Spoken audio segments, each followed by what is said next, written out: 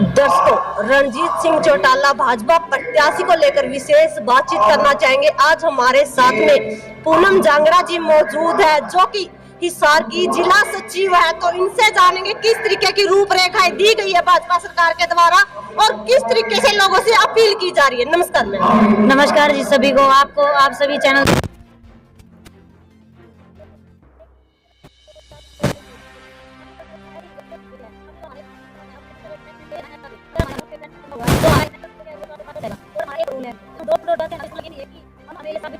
Ayushman card करवाए, उन्होंने इतनी सारी सुविधाएं लोगों को दे रखी हैं। आवास योजना हो गया। मैं मतलब अगर एक्सप्लेन करूँ तो मेरे पास बहुत कम चीजें हैं जो मैं एक्सप्लेन नहीं कर सकती।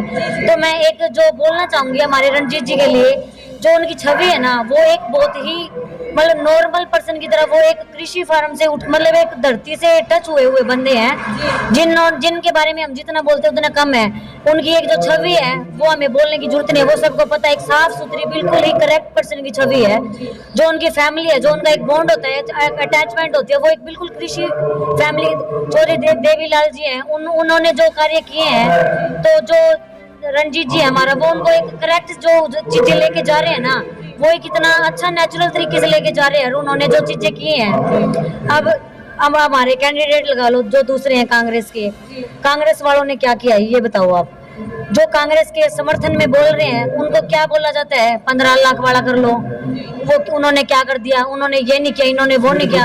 शौचालय बनवाए, जो एक सबसे मेन मुद्दा बताती हूँ मैं, लेडीजों के लिए, जो लेडीजों को बाहर जाना पड़ता था। ठीक है, लोग बोलते हैं इस चीज में शर्म आती है, मेरे को नहीं आती। जहाँ पे शर्म आती थी वो चीज एक मोदी जी ने कवर की है। लेडीजें सुबह जाती थी, वो 4 बजे महसूस करती थी कि अगर दिन निकलेगा तो वो चीजें कैसे मेंटेन होगी, वो चीजें एक अच्छी नहीं लगती थी। तो जो मैं बोलना चाहती हूँ ना, अगर हमने कुछ किया है मोदी जी ने, तो मोदी जी ने जो चीजें की है ना, वो सबको दिखता है। मैं बता देती हूँ, सिलेंडर के लिए लोग परेशान होते थे, धक्के खाने पड़ते थे, वो अब घर में मिल रहे हैं। आप कितने भी सिलेंडर लो, कोई वो नहीं है, गिनती है। जो आपका चीज बैक फीड आ रहा है वो बिल्कुल अच्छा आ रहा है। सेकेंडली अगर मैं बोलूँ, उन्होंने राम मंदिर किया है।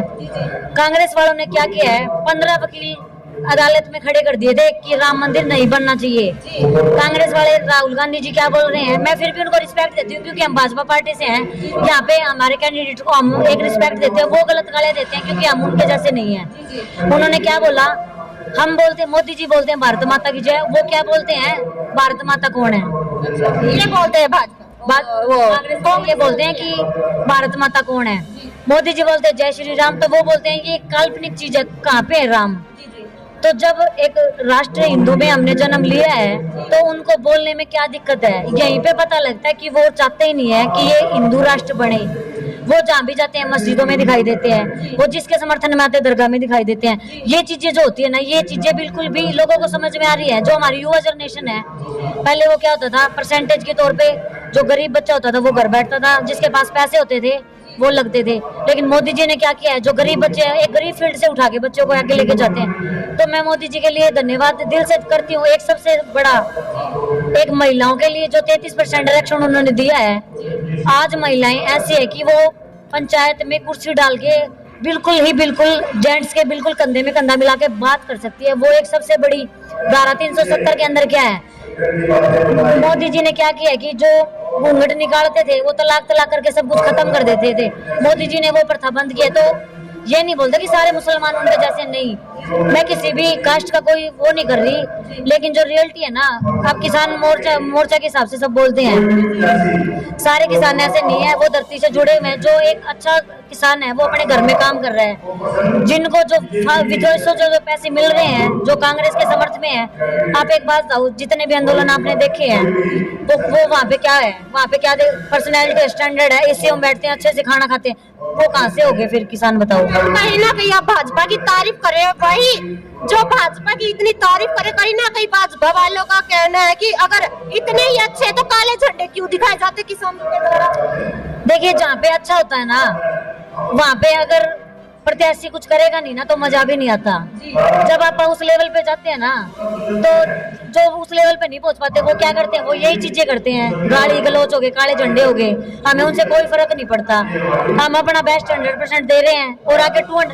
और मैं एक ही चीज बोलना चाहूंगी, छोटे सी स्पीच में मैं अपना इंटरव्यू खत्म करूंगी।